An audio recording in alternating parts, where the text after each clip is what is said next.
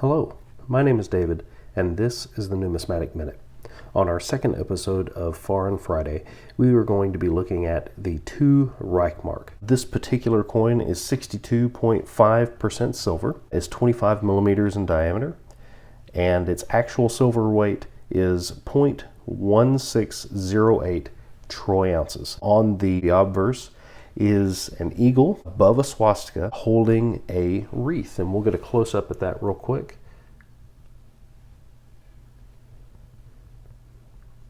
And this is, again, the 2 Reichsmark from Germany, 1939. And on the reverse of the coin, we have a large head that should look familiar if you saw the first episode, and it is Paul von Hindenburg, who, as it shows on the coin, lived from 1847 to 1934. A German field marshal during World War I and second president of the Weimar Republic. Important fact about Hindenburg was that he appointed Hitler to chancellor in 1933.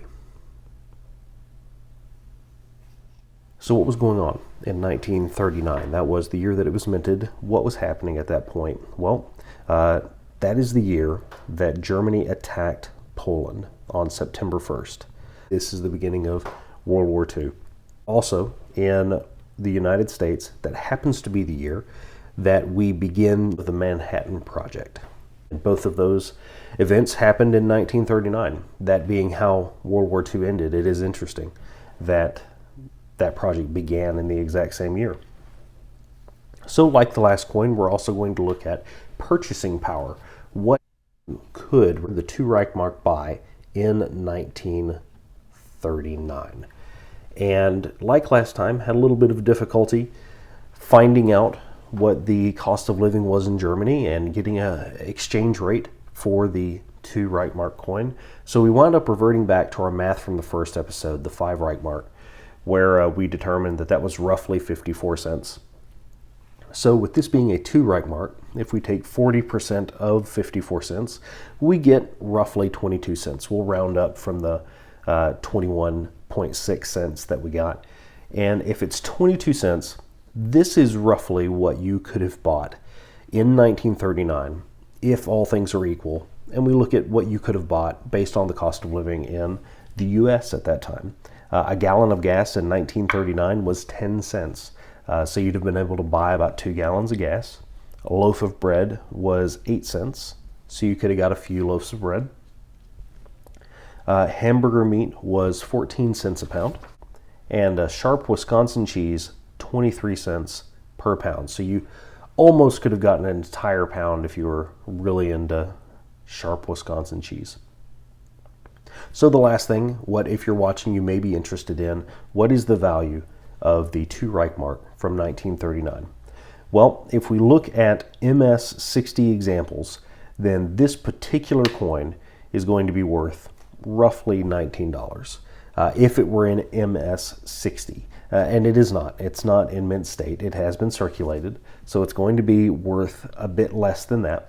Its melt value is roughly $2.86 as of a couple days ago when I checked.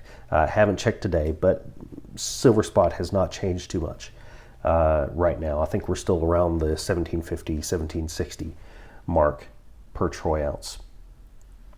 Something I didn't include in the last episode, but I think it's important, so I'll include it in this one. If you happen to have this coin, there are a few years and mint marks that could make this valuable. We're going to look at MS-60 examples.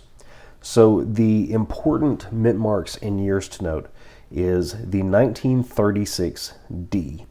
If it's an MS-60, it's worth $65.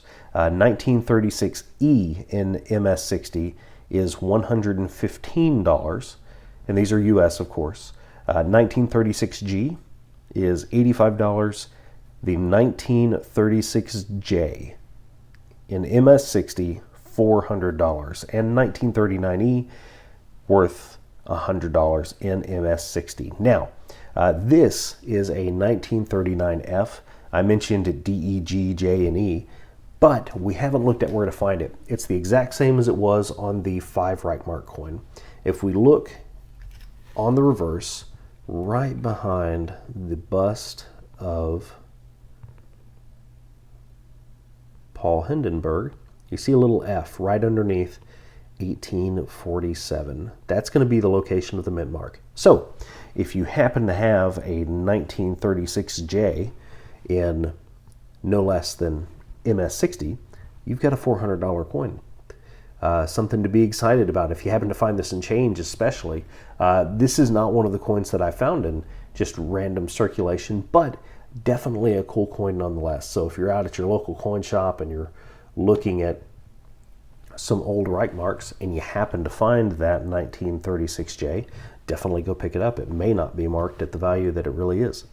If you enjoyed this Foreign Friday, thank you very much for watching. Go ahead and hit the like button. If you want to see more, go ahead and hit subscribe. And if you'd like to see any particular coins, leave a comment down in the comment section below. Thank you very much for watching. My name is David, and this is the Numismatic Minute.